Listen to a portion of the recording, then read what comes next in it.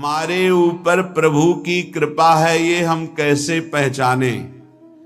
ये 8 लक्षण प्रकट होने लगते हैं जिसके ऊपर प्रभु की कृपा होती है।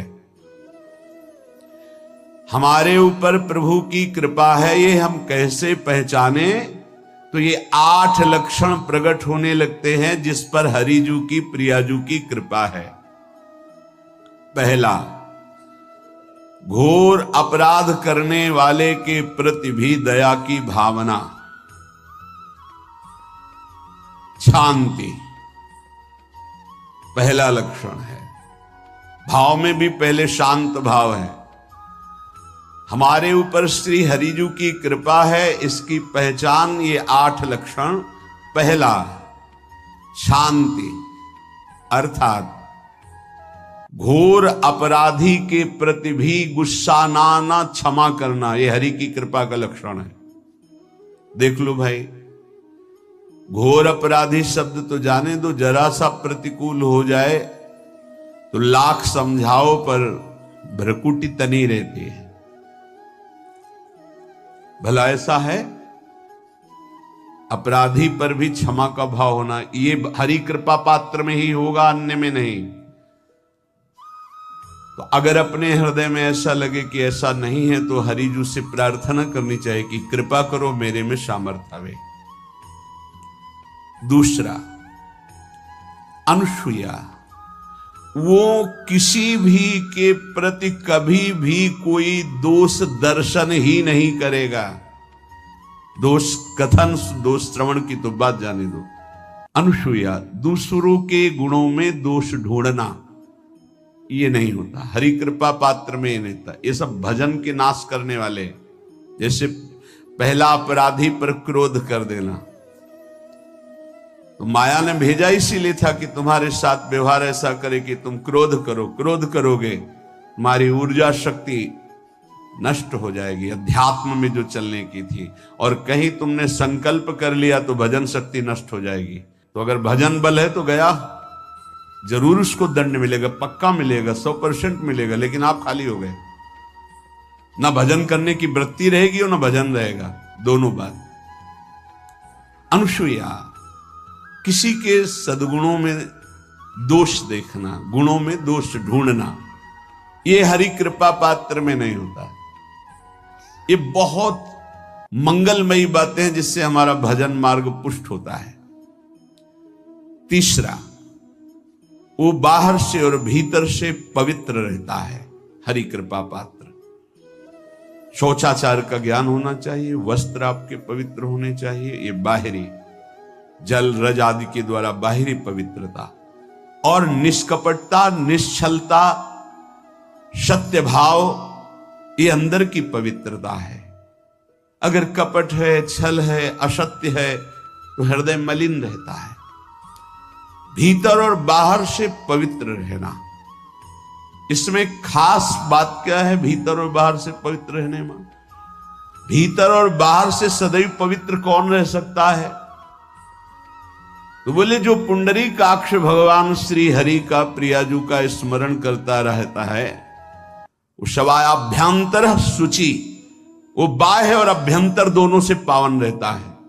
तीसरी जो कृपा का लक्षण है, अर्थात वो सदैव भगवत चिंतन परायण, शौचाचार का पालन करने वाला, बाहर और भीतर से हरि कृपा पात्र पवित्र रहता है।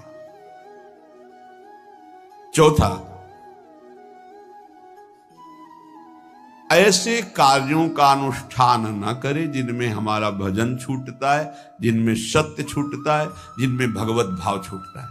जैसे आपके ऊपर कृपा हुई, आप भगवत मार्ग में चल रहे हैं, अब आप ऐसे संसारिक कार्यों का अनुष्ठान कर रहे हैं जिनमें आपकी चित्तवृत्ति बिल्कुल भगवत विमुख हो रही, तो जीवन का लाभ क्या होगा? लाभ तो है भगवत स्मरण सहित। कल एक ने प्रश्न किया कि मैं खाता तो नहीं हूं लेकिन मांस के दुकान में मांस बेचता हूं, होटल आदमी, क्या उचित है? ये उचित कैसे हो सकता है? तुम और भी तो व्यापार कर सकते हो। जरूरी है धर्म का पालन करने की इच्छा करते हो, धर्म आचरण करते हो, ऐसा नहीं। तो विरत बहुकर्मा, उन कर्मों से हमें विरत रहना है जो हमारे धर्म के विरुद्ध है, जो भजन के विरुद्ध है। हरि कृपा पात्र ऐसे कर्मों का अनुष्ठान कर ही नहीं सकता। अपने भजन का फल देखना भगवत कृपा पात्र के, सबको प्रदान कर देना। हिम्मत है? अपने भजन, इतनी मेहनत से किया हुआ भजन, भजन होने के बाद, हे प्रभु इस भजन का फल हो, सर्वे भवन्तु सुखिना सर्वे सन्तु निरामयः। यहां तो कहते महाराज एक माला रोज आपके लिए करता हूं कि आपकी बीमारी ठीक रहे, तो शेष किसके लिए करते हो प्रभु? शेष क्या? अगर इष्ट और गुरु के लिए तुम्हारा है कि एक माला करते तो फिर इतनी माला करते तो हमें क्या होगा? सब आपको दे देंगे तो हमें क्या होगा? तभी भजन का रहस्य नहीं जाना। छठवां, अपने भजन से अपने लिए कुछ भी ना चाहना, और दूसरों की तो बात जाने दो, दूसरों से कुछ ना चाहना ये तो ठीक है, अपने भजन से अपने लिए कुछ ना चाहना है हिम्मत। देखो ये हरि कृपा पात्र में हिम्मत होती है। अपना भजन अपने प्रयोग में ना लाना, इसका भी आंतरिक रहस्य है। अपने प्रयोग में आप शरीर को लेकर के बोलेंगे, अगर स्वरूप को लेकर तो प्रयोग की कोई वहां जरूरत ही नहीं, स्वरूप पूर्ण काम है, वहां कोई अभाव नहीं। जब आप कोई भाव अपने लिए करेंगे तो देह भाव होगा, देह भाव से किसी विषय की मांग होगी। विषय पूर्ति भजन का फल नहीं होता, भजन का फल होता विषय निवृत्ति। बहुत जोर की बात है, कैसे समझ में?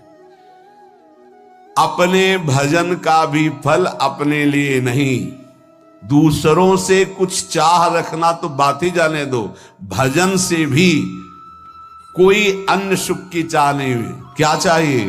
भजन ही बनता रहे, भजन का फल भजन बनता रहे, खूब निरंतर जप करते रहे। सातवां, किसी भी मान सम्मान कीर्ति पद प्रतिष्ठा के मिलने पर हृदय का असंतुष्ट हो जाना, यह हरि कृपा पात्र का लक्षण होता है। प्रणाम नमस्कार जय हो तो हृदय में असंतुष्ट हो जाना चाहिए। कोई किंचन मात्र अभिमान न उदय हो जाए। प्रभु बचाओ, ये माया की चकाचौंध से बचा लो नाथ। कौन सा अपराध बन गया कि आपकी जय की जगह यहां हमको ऐसा सुनना पड़े। मान प्रतिष्ठा कीर्ति जिसके लिए बड़े बड़े लालायित रहते, हरि कृपा पात्र को विष की तरह चुभती है। और आठवां, किसी भी प्राणी समुदाय से संबंध ना रखते हुए सब पर दया की भावना, सब पर कृपा की भावना, सब पर करुणा मैत्री पर किसी से ममता नहीं।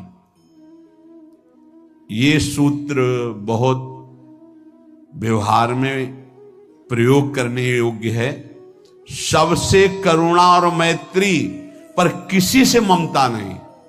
करुणा तो करी भरत जी ने, मैत्री भी की मृग से, पर ममता रहित नहीं रहे। ममता कर ली तो अगला जन्म हिरण का हो गया। ममता नहीं रखनी। निर्ममो निरहंकारा, करुणा मैत्री तो करनी है, जैसे इसमें आदेश है, गीता में जी आदेश है, अद्वेष्टा सर्वभूतान मैत्रः करुणैव च, पर निर्ममो निरहंकारा, ये साधक की चतुरता है।